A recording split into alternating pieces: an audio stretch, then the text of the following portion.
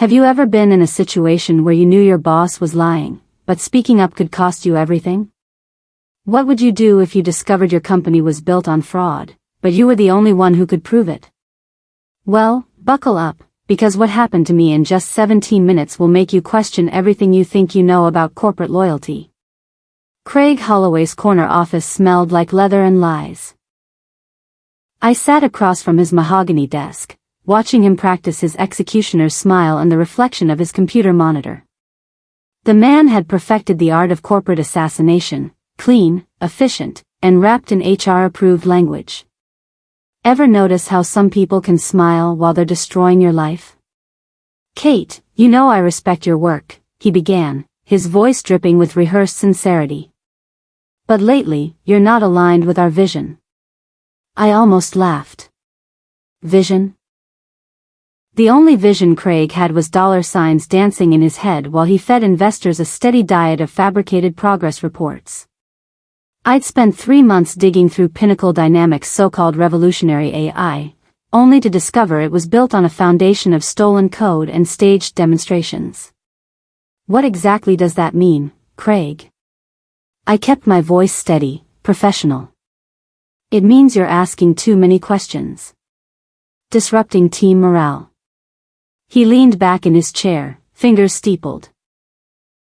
Effective immediately, we're terminating your position. The clock on his wall read 4:15 p.m. exactly. I memorized that moment, knowing I'd want to remember it later. But Craig had made one crucial mistake. He'd forgotten who brought Walter Hennings to this company. And Walter had always struck me as someone waiting for Craig to slip. Security badge surrendered, personal items boxed, I walked through Pinnacle's gleaming corridors for the last time. Colleagues avoided eye contact, word traveled fast in corporate America. Some probably thought I'd committed career suicide by questioning the golden goose. They had no idea how right they were about the suicide part. Just not mine. My phone buzzed with a text from my assistant, sorry to hear. Your 5 p.m. with Peterson is cancelled. Of course it was. In Craig's world, terminated employees ceased to exist instantly, their meetings evaporating like morning mist. But walking past the server room, I caught a glimpse of the truth Craig was desperately hiding. Through the glass partition, I glimpsed Tommy Rodriguez hunched behind a bank of monitors, half hidden but fingers flying across the keyboard. On the visible screens, error logs, thousands of them. The AI system was crashing again, just like it had every day for the past month. The same system Craig had demonstrated flawlessly to Walter Hennings just 2 weeks ago. I smiled for the first time that day. Craig thought he'd silenced the only person who knew his secret. He'd forgotten that secrets, like fires, have a way of spreading when you least expect them. My phone felt heavy in my pocket as I reached the lobby. Standing on the sidewalk outside Pinnacle's glass tower, I pulled out my phone. Walter Hennings' contact information stared back at me, a number I'd memorized during our first meeting at that due diligence retreat in Maine. 6 months ago, when Craig was still pretending I was valuable. Walter wasn't just any investor. He was the kind of man who'd built his fortune by spotting fraud before it spotted him. When his fund invested $3.5 billion in Pinnacle, it wasn't because of Craig's charm. It was because of the technical deep dive I'd presented, the roadmap I'd validated, the product I'd believed in. Before I discovered it was all smoke and mirrors. My fingers hovered over the keyboard. One text could destroy everything Craig had built. It could also destroy my reputation if I was wrong. But I wasn't wrong, I had the evidence, hidden in encrypted files on my personal drive. If your $3.5 billion is banking on Pinnacle's AI, you're being played. Call me. I'll show you. I hit send at 4:19 p.m. 3 dots appeared immediately. Walter was typing. Talk. 2 minutes. That's all it took for the most powerful investor in tech to respond to my career suicide note. My heart hammered against my ribs as I realized there was no going back now. Mason's Diner sat 3 blocks from Pinnacle, a relic of old Detroit where truckers and tech workers shared counter space. Linda, the weathered waitress who'd served me coffee during countless late-night strategy sessions, looked up as I burst through the door. "Honey, you look like you've seen a ghost," she said, reaching for the coffee pot. "Linda, I need to borrow your phone. Mine's company issued and just got cut off." She handed over the ancient landline without question. Small-town kindness in the heart of corporate America. Walter answered on the first ring. "Kate." "Walter, they fired me 20 minutes ago for asking too many questions about the AI project." I kept my voice low, aware that even in this blue-collar sanctuary, ears could be listening. "The demonstrations you saw? Completely staged. The code is partially stolen, the performance metrics are fabricated, and the system crashes every 6 hours." Silence stretched between us. Then Walter's voice, sharp as a blade, "Proof? Error logs going back 3 months. Code comparison analysis showing plagiarism. Internal emails discussing the staging process." I watched Linda refill a trucker's coffee, her movements steady and sure. "I documented everything. Send it to my secure server." "You remember the address?" I did. "From our late-night technical reviews in Maine." "Walter," I said, "there's something else. They're planning to request additional funding next week. Another $2 billion. The silence that followed was deafening. Walter Hennings didn't become a billionaire by moving slowly. While I uploaded evidence files to his secure server from a cybercafe, he was already mobilizing his team. But I didn't know that yet. I was too busy covering my tracks. 20 minutes after our call, my personal phone rang. Unknown number. "Kate Dillard?" The voice was crisp, professional. "Speaking. This is Patricia Knox, Walter Hennings' chief investigator. He's asked me to verify your claims immediately. Are you somewhere we can talk?" My blood went cold. Walter wasn't just taking my word for it, he was launching a full investigation. "I'm at Mason's Diner on 5th Street. I'm already close by. 5 minutes out." I ordered another coffee and tried to look casual while my world shifted beneath my feet. Through the window, I could see Pinnacle's tower gleaming in the distance. Inside that building, Craig was probably celebrating his successful elimination of a problem employee.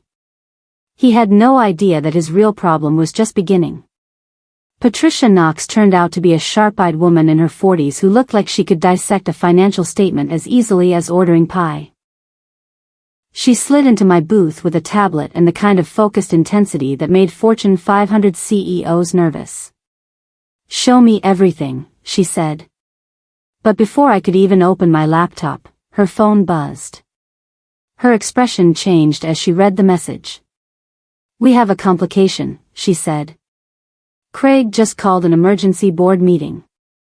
At 4:32 p.m., 17 minutes after Patricia Knox told me about Craig's emergency board meeting, industry blogs exploded with a single story. Hennings Capital reevaluating its investment in Pinnacle Dynamics amid internal concerns. I watched Patricia's face as she scrolled through the articles on her tablet. This wasn't the controlled investigation we'd planned, this was Walter going nuclear. "He leaked it himself?" I asked. "Walter doesn't leak. Walter strategically releases information when the timing serves his interests." Patricia's fingers flew across her screen, monitoring stock prices, social media mentions, industry chatter. Pinnacle's stock just dropped 12% in 4 minutes. Can you believe what just happened in less than 20 minutes? If you're enjoying this wild ride as much as I am, hit that subscribe button and smash the like button, because trust me, this story is just getting started. My phone buzzed with texts from former colleagues. "What the hell is happening? Did you know about this? Craig is losing his mind upstairs." Through Mason's window, I could see people on the sidewalk checking their phones, probably reading the same stories. Word traveled fast in Detroit's tight-knit tech community. "There's something you should know," Patricia said, her voice carefully neutral. "Walter isn't just investigating Pinnacle. He's been investigating Craig personally for the past month. Your information just confirmed what he already suspected." My coffee cup froze halfway to my lips. "What do you mean?" "Craig's done this before. 2 companies, same pattern. Build hype, fake demonstrations, disappear with investor money." The diner suddenly felt too small, too warm. I'd thought I was exposing fraud. I'd actually walked into the middle of something much bigger. Patricia's earpiece crackled with updates from Walter's team monitoring the emergency board meeting. She relayed the highlights in real time, her voice clinical and detached. "Craig's trying to frame the leak as competitor sabotage," she said. "Board members aren't buying it. Richardson just asked for a complete code audit. James Richardson, Pinnacle's board chairman and former IBM executive. If he was demanding audits, Craig's carefully constructed house of cards was already collapsing." "Knox here," Patricia spoke into her earpiece, then listened intently. Her eyebrows rose. "Understood." She turned to me. "Craig just threw you under the bus. Told the board you were a disgruntled employee with a personal vendetta. Claims you had access to sensitive systems and could have fabricated evidence." My laugh was bitter. "Of course he did. There's more. He's demanding Walter provide the source of his concerns or face a defamation lawsuit." The audacity was breathtaking. Craig was cornered and fighting back with everything he had.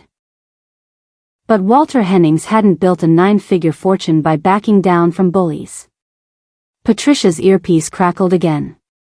This time, her expression shifted to something resembling satisfaction. "Walter just walked into the boardroom," she said. "He's not calling in, he's there. In person." I felt the ground shift beneath my feet. Walter was in Chicago on business, a 6-hour flight from Detroit. He must have been in the air when I sent that text. "How long has he been planning this?" I whispered. Patricia's smile was razor-sharp. "Since the day he made that investment." At 5:15 p.m., exactly 1 hour after my termination, Patricia Knox slid a business card across the diner table.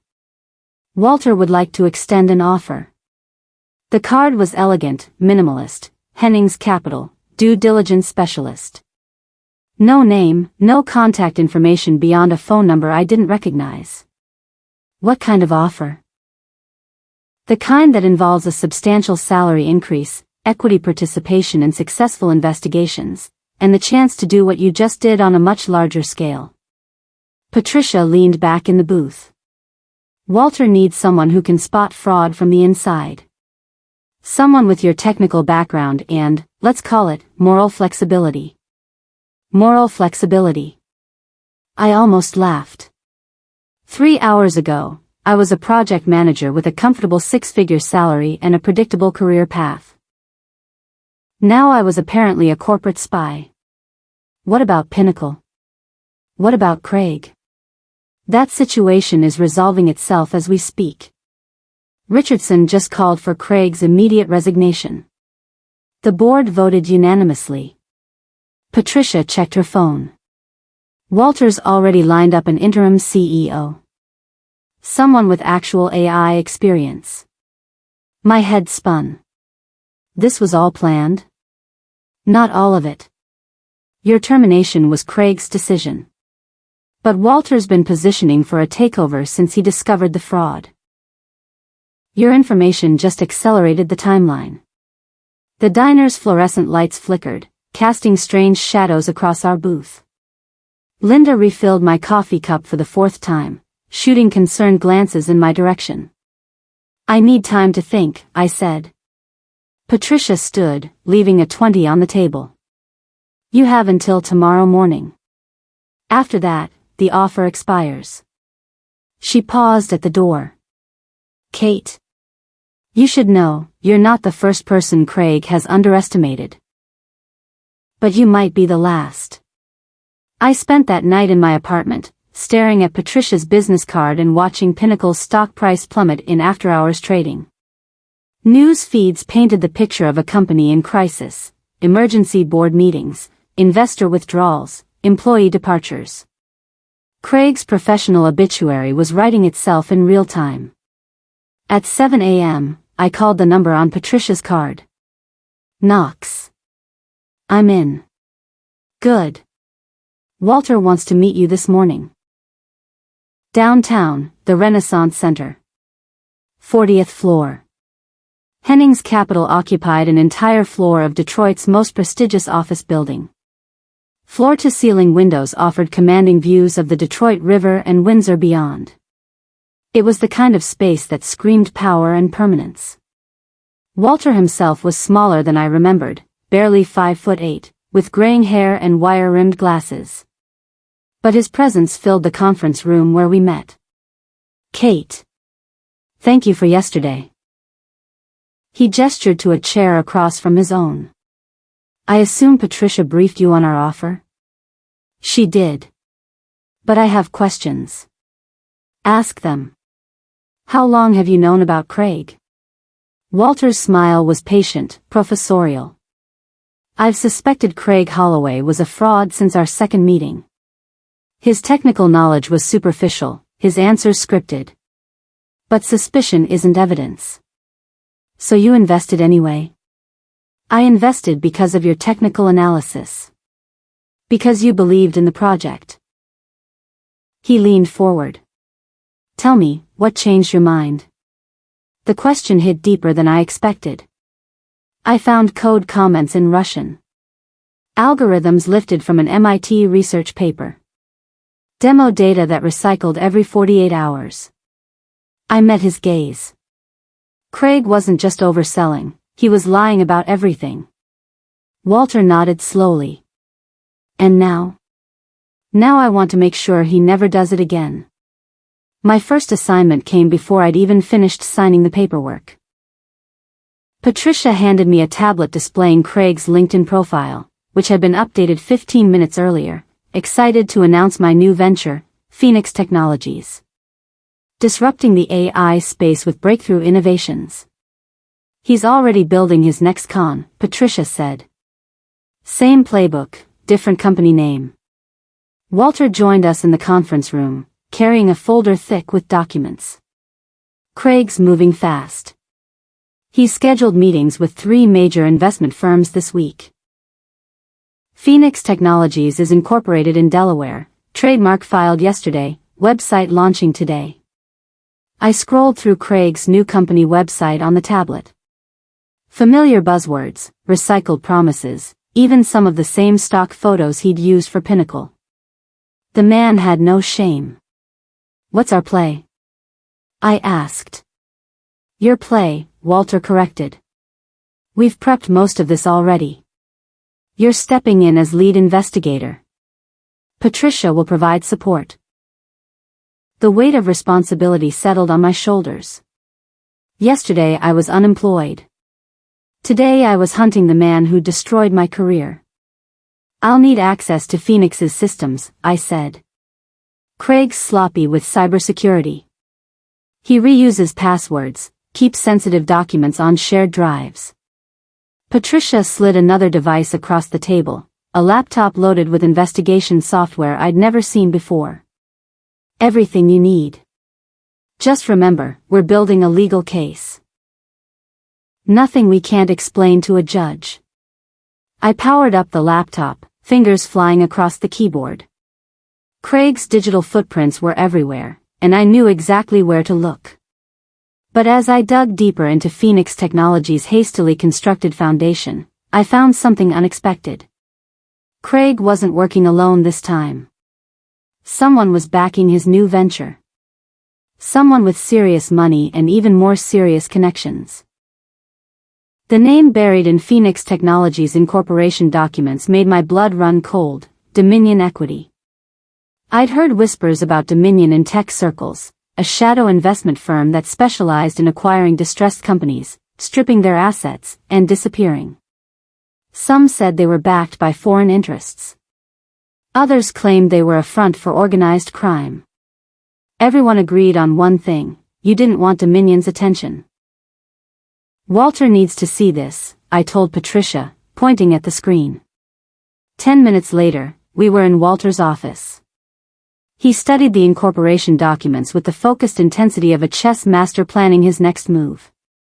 "Dominion," he said finally. "I should have expected this. You know them. We've crossed paths. They're liquidation specialists. They don't build companies, they dismantle them." Walter's expression darkened. "If Dominion is backing Craig, this isn't about creating another AI startup. This is about something much larger." Patricia leaned forward. "What do you mean?" "Think about it. Pinnacle had access to client data from dozens of Fortune 500 companies. Customer information, trade secrets, proprietary algorithms." Walter pulled up a new document on his computer. "All of that data is still sitting on Pinnacle's servers, waiting for the bankruptcy court to decide its fate." The pieces clicked into place with terrifying clarity. Craig's not trying to build a new company. He's positioning himself to bid on Pinnacle's assets when it goes under. More than that, Walter said. With Dominion's backing, he could acquire those assets at pennies on the dollar, then sell the data to the highest bidder. My laptop chimed with an incoming message. Patricia checked her screen and paled. "What is it?" I asked. "Pinnacle just filed for Chapter 11 bankruptcy protection. Asset auction is scheduled for next Friday." Craig wasn't just planning his comeback. He was orchestrating the biggest corporate data theft in history, and we had 5 days to stop him. The bankruptcy auction was set for 2 p.m. on Friday at the federal courthouse. By Thursday night, we'd identified 17 shell companies with ties to Dominion Equity, all registered as potential bidders. Craig was covering his tracks, but not well enough. "He's planning to bid through proxies," I explained to Walter and Patricia as we reviewed our evidence. "Even if Pinnacle's board objects to Craig personally acquiring the assets, they can't stop legitimate third parties from bidding." Walter studied the bidder list with grim satisfaction. "Can we prove the shell companies are connected to Meridian?" 6 degrees of separation, but yeah. I pulled up a network analysis on my laptop. Same law firm, same accounting service, same Delaware incorporation agent. It's sloppy. Sloppy enough for a federal judge? Probably. But we need more than connections. We need evidence of intent to misuse the data. Patricia had been silent throughout our strategy session, but now she looked up from her phone with a strange expression. "I may have something. Craig just made a mistake." She turned her screen toward us. Phoenix Technologies' website now displayed a "Coming Soon" banner with a countdown timer. 43 hours and 16 minutes. "He's launching Phoenix the day after the auction," Patricia said. "Same day he expects to take possession of Pinnacle's assets." I felt pieces of a large our puzzle clicking into place. We need to see Phoenix's actual business plan. Not the marketing copy, the real strategy documents. How do we get those? Craig's always been paranoid about cloud storage. He keeps important documents on local drives, thinking they're safer. I smiled grimly. Time for a field trip. But as I started planning our infiltration of Phoenix's offices, my laptop chimed with an urgent message from our monitoring software. Craig had just purchased a one-way ticket to the Cayman Islands, departure date Saturday morning. He was planning to disappear after the auction, leaving his shell companies to execute the data sale while he enjoyed retirement in a non-extradition paradise. We had 18 hours to stop him. Friday morning arrived gray and cold, matching my mood as I stood outside the federal courthouse. Walter and Patricia flanked me, both dressed in the kind of conservative suits that screamed serious money to anyone watching. Inside, the bankruptcy auction proceeded with bureaucratic efficiency. Judge Caldwell called for bids on Pinnacle's assets, servers, intellectual property, customer databases, source code. Everything Craig needed to complete his grand theft. The bidding started at $2 million. Shell companies began competing, driving the price steadily upward. $4 million. $6 million. $8 million. I watched Craig from across the courtroom. He sat in the back, calm and confident, occasionally whispering to a woman I didn't recognize. Probably his Dominion handler.